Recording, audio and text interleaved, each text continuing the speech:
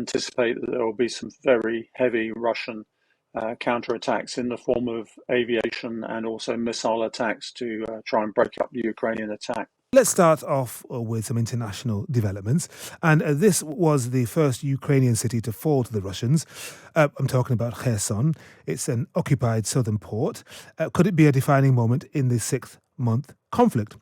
It has strategic significance for both sides as it's a gateway to the Black Sea.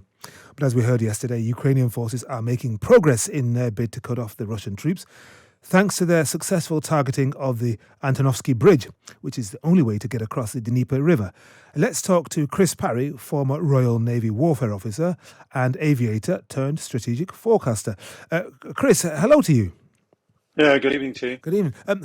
People are talking about this being a defining moment, but we've seen a few of those before. People have got very, very excited, trying to win or will Ukrainian success into existence, only to be beaten back by the reality on the ground. So what does your experience tell you about this?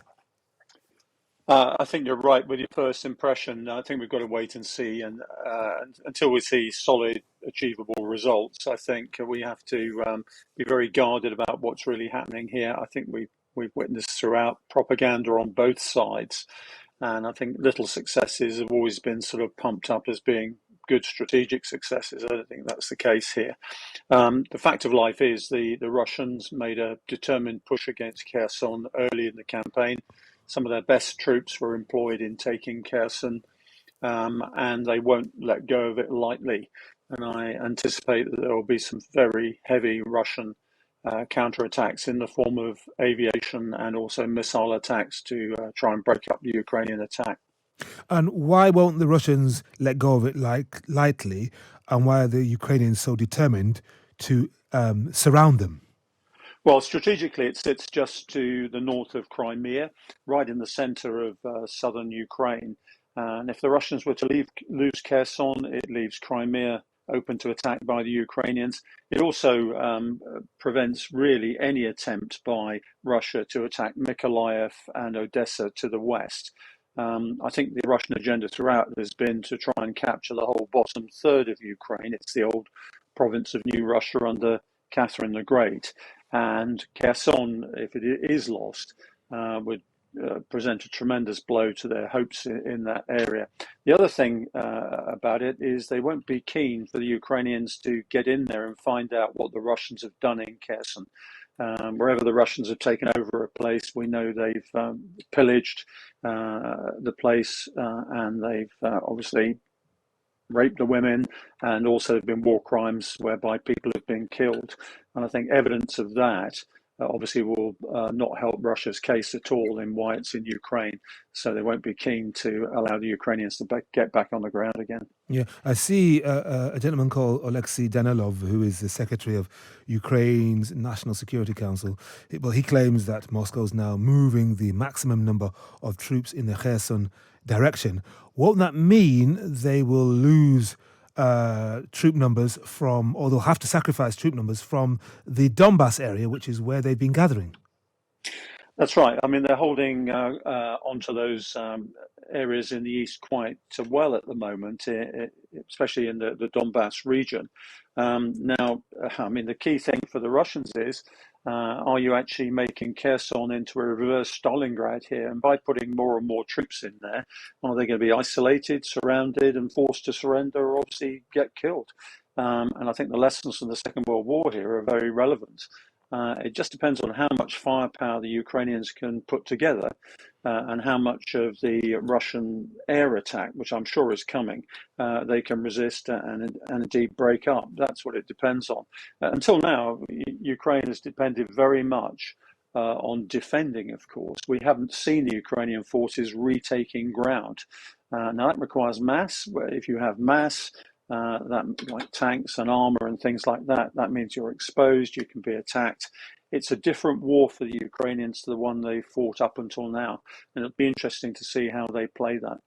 And is that change, that shift you've just mentioned, a different war, largely due to the arrival of those Highmars artillery rocket systems? How crucial will they be going forward?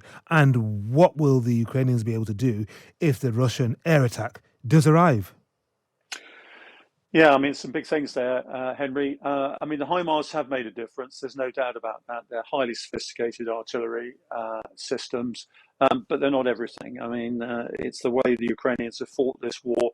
They've not exposed themselves on the ground too much, so that Russian artillery, which really outnumbers them about 10 to 1 at the moment, can't get at them.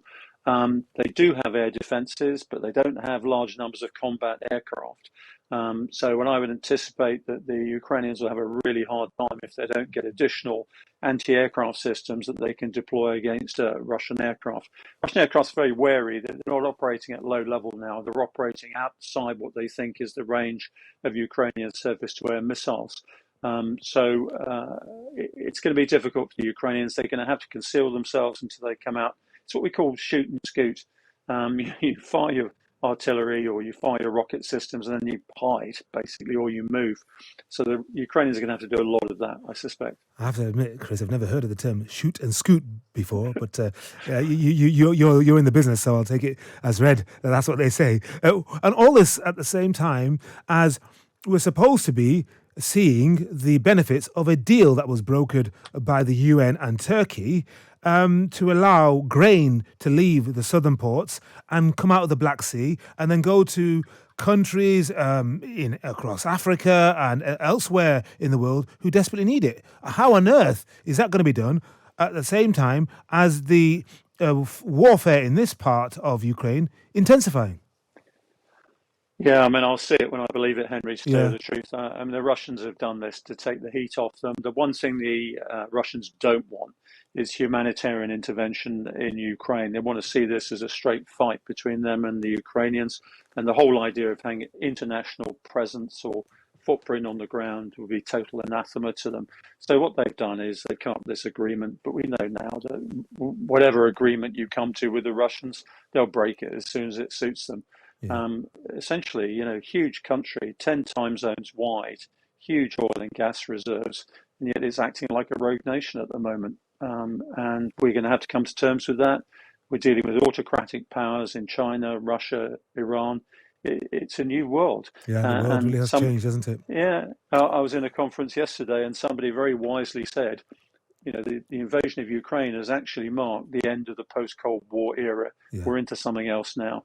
And we've got to get used to the new rules of the game, which include all sorts of things, up to nuclear weapons and things like that. It really is a new world order. Chris Parry, former Royal Navy warfare officer and aviator turned strategic forecaster. Thank you very much indeed for joining us on Times Radio. It's 14 minutes.